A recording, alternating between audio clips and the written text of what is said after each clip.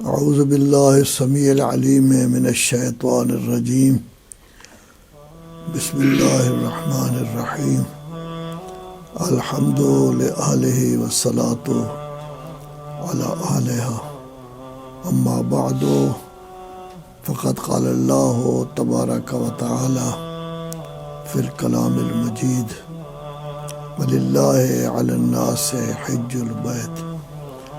ساری زندگی میں ایک دفعہ حج واجب ہے، استطاعت کے باوجود حج نہ کرنے کو قرآن مجید نے کفر سے تعبیر کیا ہے۔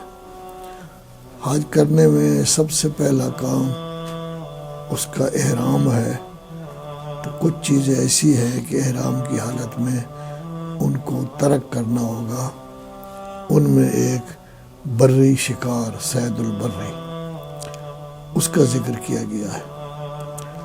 لیکن جہاں تک صید البحر کا تعلق ہے، مچھلی پکڑنا یا اور کوئی چیز، اس میں کوئی حرج نہیں۔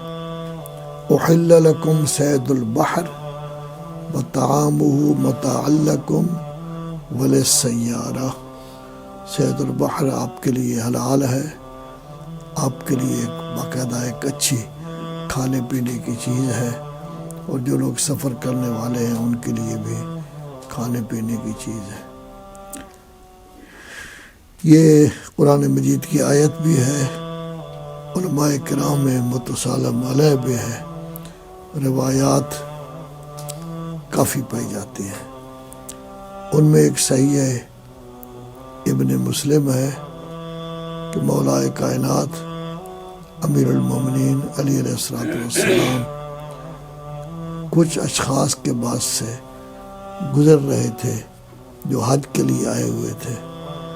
وہ جراد کھا رہے تھے، تو حضرت نے کہا سبحان اللہ، کیا تم محرم ہو کہ حج یہ کھا رہے ہو؟ تو وہ لوگ کہنے لگے کہ یہ در حقیقت جراد جو ہے یہ صید البحر ہے، احل لکم صید البحر، اس لحاظ سے تو انہوں نے کہا ہے کہ یہ صید البحر ہے۔ بحر میں جو جراد ہوتا ہے اس کا نام ہے روبیان، اس کو کہتے ہیں۔ تو بہرحال اگر کوئی بحری بھی جراد ہے تو اس کو استعمال کیا جا سکتا ہے۔ روایات جتنی ہیں وہ زیادہ تر مختص ہیں بالبر، کہ صید بری ناجائز ہے۔ ان روایات کی وجہ سے بھی یہ پتہ چلے گا کہ صید بحر یہ بھی ٹھیک ہے۔ علاوہ ازیں قرآن مجید کی آیت و روایات بھی اس کے بارے میں ہے۔ روایت حریث عن نبی عبداللہ علیہ السلام، کوئی حرج نہیں ہے کہ محرم سمک کا شکار کرے، اس کو کھائے، اس لیے کہ اللہ تبارک و تعالیٰ فرماتا ہے احل لکم صید البحر، کہ آپ کے لیے صید البحر جو ہے وہ، تو وہ اس روایت میں سمک کا ذکر کیا گیا ہے۔ اور پھر حرمت چونکہ صید بری کے ساتھ مختص ہے، اس کا مطلب یہ ہوگا کہ حیوان بری، حیوان بحری کوئی اور بھی ہے سمک کے علاوہ جو کھایا جاتا ہے، وہ بھی ہمارے لیے گویا کہ کیا ہوگا، جائز ہوگا۔ یہ روایت حریث عن نبی عبداللہ علیہ السلام، کلینی اور شیخ صدوق دونوں نے اس روایت کا ذکر کیا ہے، لیکن روایت جو ہے وہ یہ مرسلہ ہے دونوں میں۔ البتہ شیخ کلینی علی اللہ مقامہ نے یہ ضرور کہا ہے ان حریث امن اخبرہ عن ابی عبداللہ، تو حریث اور امام کے درمیان جو فاصلہ تھا، نام نہیں لیا لیکن اس کا یہ کہا ہے امن اخبرہ۔ اور جہاں تک شیخ صدوق علیہ السلام، شیخ صدوق کا تعلق ہے، رواہ مرسلتاً، انہوں نے اس کو مرسلہ روا کیا ہے، سیدھا کہا ہے انہوں نے روی عن صادق علیہ السلام۔ لیکن شیخ الطائفہ علیہ الرحمہ نے اس کو مسند ذکر کیا ہے، لیکن اس میں وہ کہتے ہیں ان حریز ان ابی عبداللہ، تو روایت علی طریق شیخ جو ہے وہ حجت ہے، لیکن حریز صاحب کا ابو عبداللہ علیہ الصلاۃ والسلام سے روایت کرنا اگرچہ ممکن ہے لیکن بعید ضرور ہے، کیونکہ اس کی عمر اتنی نہیں بنتی کہ ان سے یہ روایت کر سکے۔ ہو سکتا ہے کہ روایت حریز جتنی ہے وہ حماد سے ہے، ایک اور آدمی سے بھی ہو سکتا ہے ان سے ہو، درمیان میں ذکر نہ کیا گیا ہو، لیکن براہ راست روایت کرنا جو ہے وہ مشکل ہے۔ لذا بہرحال شیخ الطائفہ علیہ الرحمہ کے نزدیک اس روایت کو باقاعدہ مسندہ ذکر کیا گیا ہے، اگرچہ شیخ کلینی اور صدوق نے مرسلہ ذکر کیا ہے، تب بھی فرق نہیں پڑتا، یہ روایت ہے۔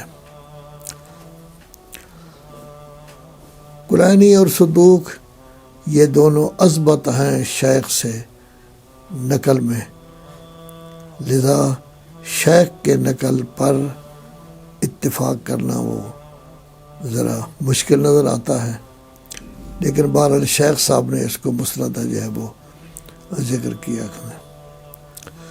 تو نتیجہ یہ نکلا کہ جہاں تک سید البر کا تعلق ہے وہ ناجائز ہے، حرم علیکم سید البر ما دمتم حرما، اور جہاں تک سید بحر کا تعلق ہے یہ یقیناً جائز ہے، چونکہ اس کے بارے میں قرآن مجید کہتا ہے کیا کہ احل لکم سید البحر۔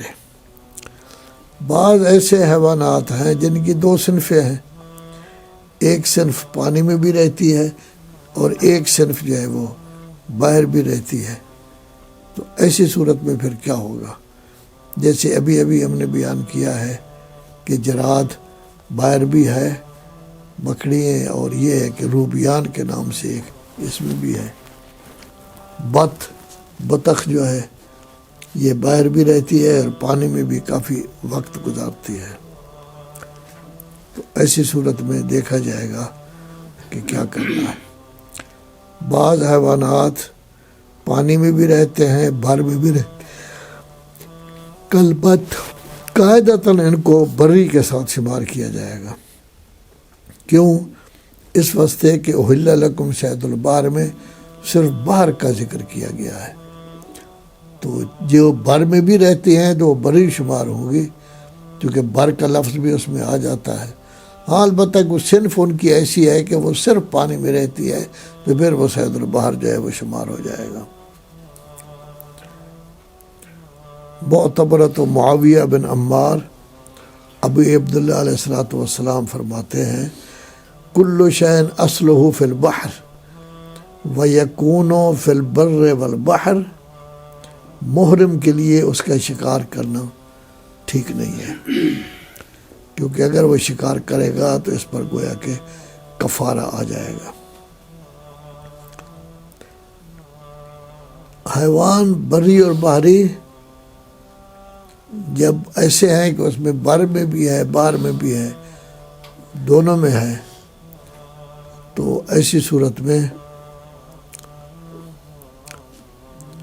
اس کی حلیت کا حکم لگایا جائے گا، کیوں؟ کیونکہ بر میں بھی رہ رہا ہے، وہ باہر میں بھی رہ رہا ہے، تو ایسی صورت میں ہمیں شک ہوگا کہ جائز ہے یہ جائز نہیں۔ تو کل شیء لک حلال حتی تعرف انہ حرام، تو سید البری کے بارے میں طے ہوا ہے کہ وہ حرام ہے، تو یہاں تک بحر کا تعلق ہے اس کو جائز سمجھا جائے گا۔ جیسے کہ ذکر کیا گیا ہے جواہر میں بھی ہے، البتہ نائنی صاحب جو ہے وہ احتیاط کرتے ہیں، وہ یہ کرتے ہیں کہ اگر کوئی شخص حیوان ایسا ہے بری بھی ہے بحری بھی ہے تو احتیاط کرنی چاہیے، اس کو استعمال نہیں کرنا چاہیے۔ تو جب تک یہ معلوم نہ ہو کہ یہ بحری ہے اس پر حرمت کا حکم جو ہے وہ ہونا چاہیے۔ سوال یہ پیدا ہوتا ہے کہ اطلاق کس طرف جائے گا؟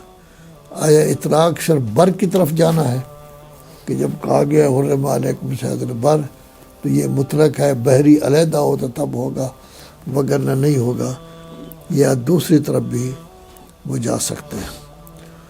تو اب ہمارے ہاں حیوان دو قسم کے ہیں، ایک وہ قسم ہے کہ جس پر حرمت کا حکم دیا گیا ہے، وہ کیا ہے؟ بری۔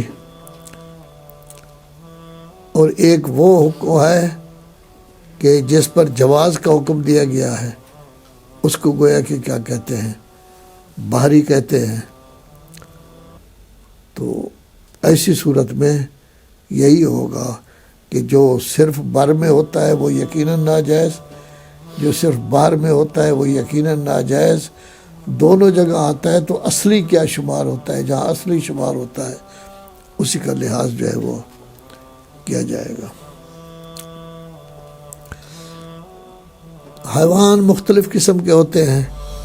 بعض حیوانات ایسے ہیں کہ جو عام طور پر استعمال ہوتے ہیں، جیسے دجاج ہے، غنم ہے، بقر ہے، ابل ہے۔ اور بعض اوقات ایسے ہوتے ہیں کہ جن کے بارے میں جو ہے کوئی پتہ نہیں ہوتا کہ ان کو کیا کرنا ہے، کیا نہیں کرنا۔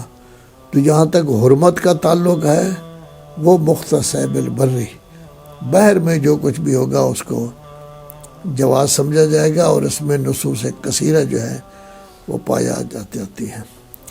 اسی طرح روایات ہیں جو دلالت کرتی ہیں کہ نہر ابل جائز ہے، ذبح شاۃ جائز ہے، دجاج جائز ہے۔ سوال یہ پیدا ہوتا ہے کہ ہمارے یہاں کوئی قاعدہ ہے کہ جس سے یہ پتہ چلے کہ بری اور بحری کے درمیان کس طرح ہم نے فرق کرنا ہے کہ آیا یہ بری ہے یہ بحری ہے؟ صحیح ہے معاویہ بن عمار ان ابی عبداللہ علیہ السلام، ہر وہ طیر جو بر میں کیا کرتا ہے؟ انڈے دیتا ہے، اور بچے بر میں دیتا ہے، تو لا محالہ اس کو بری سمجھا جائے گا۔ ہر وہ طیر جو باہر میں ہوتا ہے اور اپنے بچے بھی باہر میں ہی دیتا ہے، اس کو لا محالہ کیا سمجھا جائے گا؟ بحری سمجھا جائے گا۔ اسی کو محقق نے شرائع میں ذکر کیا ہے۔ ایک دوسری روایت ہے، وہ بھی معاویہ بن عمار کی عن ابی عبداللہ علیہ السلام، ما کان اصلہ فی البحر، وہ بحری سمجھا جائے گا۔ وما کان مشترکا بین البر والبحر، وہ بھی ملاق ہوگا کس کے ساتھ؟ بری کے ساتھ۔ تو اس کا مطلب یہ ہوگا کہ اگر کوئی واقعاً بحری ہے پورا تو وہ تو بحری ہے، واقعاً بری ہے تو وہ کیا سمجھا جائے گا؟ بری سمجھا جائے گا۔ اس طرح پہلی روایت کہہ رہی ہے، لیکن جو مشترک ہے اس کو بھی بری میں شمار کیا جائے گا، لذا جیسے کہا گیا حرم علیکم صید البر، وہ اس پر دلالت کرے گا، وہ آپ کے لیے ٹھیک نہیں ہوگا، اگرچہ کبھی کبھی جو ہے وہ باہر میں بھی ہوتا ہے۔ وصلی اللہ علیہ